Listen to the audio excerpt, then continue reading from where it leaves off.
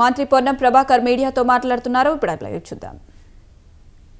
ఈ కమిటీకి సంబంధించి మేము కూడా సభ్యుడిని ఉత్తమ్ రెడ్డి గారికి మిగతా సభ్యులకు ఇవాళ ఎందుకంటే ఇది ఒక చారిత్రాత్మక కార్యక్రమం. నేను చెప్పిన నేను ఒక ఉద్యమకారుడిగా ఈరోజు ప్రభుత్వంలో సంబంధిత శాఖ మంత్రిగా చరిత్రలో నిలిచిపోయే విధంగా ఈరోజు ఈ యొక్క సమాచార సేకరణ ప్రక్రియ శాసనసభలో తీర్మానం ప్రవేశపెట్టి దాన్ని మళ్ళీ అదే శాసనసభ ముందు నిర్ణయం నుంచి నివేదిక దాకా ఈ ప్రక్రియను తీసుకుపోయే దాని లోపల భాగస్వామిని అయినందుకు చాలా సంతోషంగా కూడా ఉన్నా.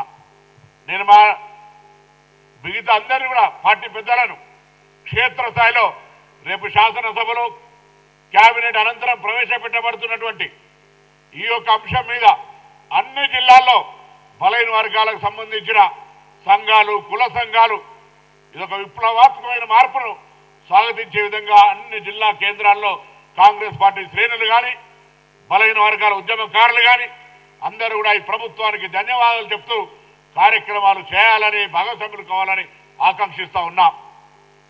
ఇది మామూలు విషయం కాదు, ధైర్యం ఉండాలి. ఈ దేశంలో ఏకైక మునగాడుగా అవసరమైతే ఆ యొక్క లిమిటేషన్ క్యాబ్ని ఎత్తేసి జితనా ఆబాదీ ఉత్తర ఇస్తాదారి అని ధైర్యం కొద్ది పలుకుతున్న రాహుల్ గాంధీ గారికి అభినందనలు చెప్పాలి. అటువంటి కార్యక్రమాన్ని క్షేత్రస్థాయి దాకా తీసుకుపోయే బాధ్యతను తీసుకున్నటువంటి రాష్ట్ర ప్రభుత్వానికి, ముఖ్యమంత్రికి, మిగతా వాళ్ళందరికీ ధన్యవాదాలు చెప్పాలి. కాబట్టి దయచేసి ప్రతి ఒక్కరు కూడా ఈ అంశాన్ని అట్టిగానే ఏదో ఇవాళ ఒక రోజు చారిత్రాత్మక నిర్ణయం కావటాన్ని వదిలిపెట్టేది లేదు. ఇవ్వాలటి నుంచి ప్రారంభమైన ఈ కార్యక్రమం చివరి అట్టడుగు వర్గంలో ఉన్న వ్యక్తికి న్యాయము, లాభం చేకూరేదాకా మన యొక్క కార్యాచరణ కొనసాగాలని ఆకాంక్షిస్తా ఉన్నా. ఇలా మరొకసారి హృదయపూర్వకంగా తెలంగాణ ప్రభుత్వానికి బలైన వర్గాల కాంగ్రెస్ పార్టీగా ఇలా ఓబీసీసీల అధ్యక్షుడిగా వారు కూడా వారి కార్యాచరణ కార్యక్రమం రూపొందిస్తారు. అన్ని జిల్లా శాఖలకు కూడా వారు చెప్తారు. ఈ విధంగా కార్యక్రమానికి సంబంధించి ఇది మామూలు ఆషామాషి కాదు. నిజంగా 1,00,000 మంది గ్రామాల్లోకి పోతుంటే కొంతమంది కుక్కలు వదిలిపెట్టి ఇంటికి రాకుండా ఇచ్చిపెట్టినటువంటి పరిస్థితి, కొంతమంది తలుపులు తీయకుండా కొడితే ఒక ప్రభుత్వ ఉద్యోగి సమాచార సేకరణకు వస్తే చాలా చులకనగా చూసినటువంటి పరిస్థితి. 3.1% ఇట్స్ మైగ్రేషన్ ఆర్ చేంజెస్. కొంతమంది నిరాకరణ ఇయ్యంపో ఎప్పుడు కానీ సమాజంలో అతివాదులు, మితవాదులు లేకపోతే ఇట్లా రకరకాల వ్యక్తులు ఒక 2-3% సంబంధించి పెద్ద ఆందోళన చెందాల్సిన అవసరం లేదు. ఈ విధంగా వచ్చిన సమాచారాన్ని వినియోగించుకుంటూ పోతాం.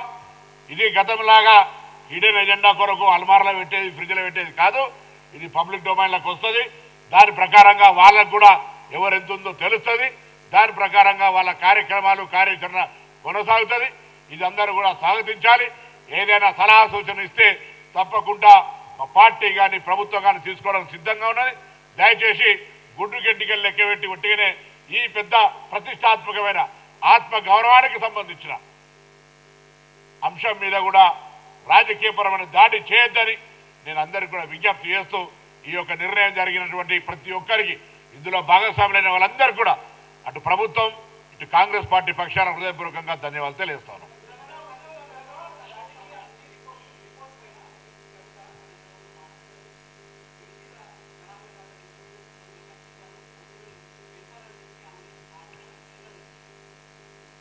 ఆ కుటుంబంలో కవిత గారు ఒక్కరు సమాచార సేకరణ ఇచ్చినారు, మిగతా వాళ్ళు ఇవ్వలే. నేనంటా ఉన్నా ఇది సమాచార సేకరణకు సంబంధించి మీరు ఒక మాజీ ముఖ్యమంత్రి గారి కుమార్తె ఒక సంస్థ జనజాగృతి నడుపుతూ ఉన్నారు. అప్పుడప్పుడు వాస్తవ ప్రేమన రాజకీయాల్లో లబ్ధ అది నేను మాట్లాడదలుచుకోలే. మీరు కూడా బలహీన వర్గాల అంశాన్ని అప్పుడప్పుడు లేవనెత్తుతారు. నిజంగా మీకు ఒకవేళ ఈ అంశం మీద ఎక్కడైనా పొరపాటు జరిగింది అని అనిపిస్తే దయచేసి దృష్టికి తెండి. తప్పకుండా అటువంటిది ఏదైనా పొరపాటు ఉంటే సంబంధిత బాధ్యులను కఠినంగా శిక్షించడంతో పాటుగా ఇది చట్టపరంగా జరుగుతున్నటువంటి వ్యవహారం ఒక రాజకీయ పార్టీగా లేదా వ్యక్తిగతంగా జరుగుతున్న అంశం కాదు. అలాగే మీరు మిగతా సహకరించిన వాళ్ళను, ముఖ్యంగా మీకు దగ్గర ఉండవలసినటువంటి పెద్దలు ఇటువంటి సర్వేలో భాగస్వాములు కాకపోతే వాళ్ళ ఉద్దేశం ఏందో కూడా అడిగితే బాగుంటుందని నాకు కోరుకుంటాను. ఏది రేపు క్యాబినెట్ అయిన తర్వాత క్యాబినెట్ సంబంధించిన తర్వాత మాట్లాడు. ఇప్పుడు పర్సంటేజ్ చెప్పినారు నిన్న పీసీ కమిటీ చైర్మన్ గారు.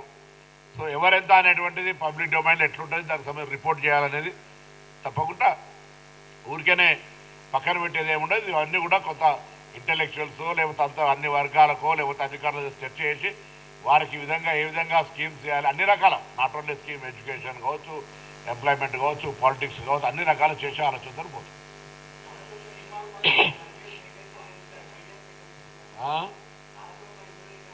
నేను అదే అడుగుతున్నా కదా, నేను చెప్పిన ఇప్పటిదాకా అదే చెప్పిన. కొంతమంది ఇవ్వని వాళ్ళు పో అన్న వాళ్ళను అట్లా ఏమైనా ఉంటే దయచేసి సమయం ఇచ్చిన మళ్ళీ ఒకసారి ఒకవేళ మా ఇమ్మీడియట్ రాకపోతే మీరు ఫలానా కార్యాలయం ఇవ్వాలి ఒక కాల పరిమితి నిర్ణయించినాం. ఇప్పుడు దానికి ఏం సమాచారం చెప్పకుండా మీకేం సామాజిక బాధ్యత లేనట్టుగా ఉద్యమానికి అడిగినటువంటి వాళ్ళు కూడా కొంతమంది పెద్ద మనుషులు మా దగ్గరకు రాలే అని అంటే వాళ్ళ అవివేకము వాళ్ళ అజ్ఞానం.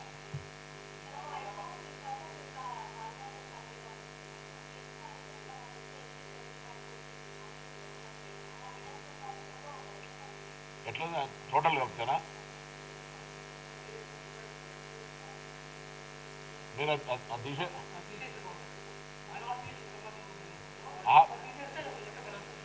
మీరు బీసీ మైనార్టీ జనరల్ మైనార్టీ కలిపి లెక్క చేయండి మళ్ళీ ఒకసారి. నేను కూడా డబల్ కలిపి 2.48 డబల్ కలిపినట్టారు అంతే. అట్లుండదమ్మా ప్రభుత్వంలో 100 మంది మొత్తం 33 మంది కలెక్టర్లు వ్యవస్థ మొత్తం ఏదో కాంగ్రెస్ పార్టీ మా జిల్లా క్యాబినెట్లో ఓబీసీసీలో లేకపోతే ఇట్లా చేసింది కాదు. మొత్తం 1,00,000 మంది పైన ప్రభుత్వ ఉద్యోగుల భాగస్వామ్యంతో ఇంటింటికి తిరిగి ఎవరైనా రెస్పాండ్ కాకపోతే 3% 3,60,00,000 మంది కుటుంబాల కొంతమంది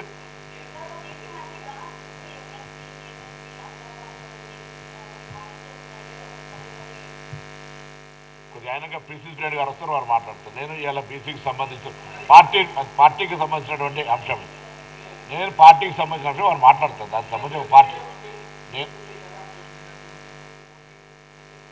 పార్టీ అధ్యక్షులు మాట్లాడతారు. దానికి పార్టీ అధ్యక్షులు మాట్లాడతారంట.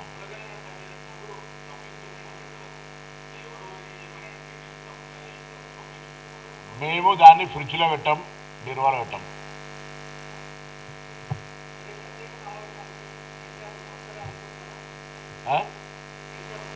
నిజంగా రావాలని కోరుకుంటూ ఉన్నాం. గతంలో తెలంగాణ తల్లి విగ్రహావిష్కరణప్పుడు ఆహ్వానించినాం.